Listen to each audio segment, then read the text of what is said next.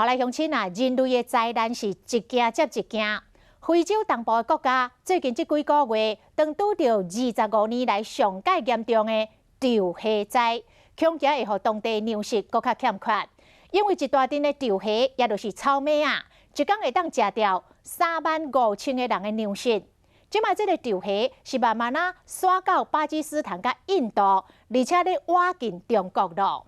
咱的农委会讲，这种的潮虾是会出现伫年雨量无到200毫米的地区，所以这波的潮虾灾应该是未发生伫台湾。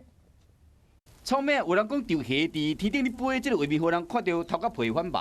东非地区正拄到25年来上严重的洪灾，造成即摆灾害又搁被认为是上危险的品种。索马利亚上早是伫去年12月份受到洪灾，随着这个气流咧飞，探到肯亚、伊索比亚甲坦桑尼亚等等的国家，连较北边的巴基斯坦都因为洪灾关系，伫2月初宣布进入国家紧急状态。索马利亚嘛伫2月初2宣布，这场洪灾是国家灾难。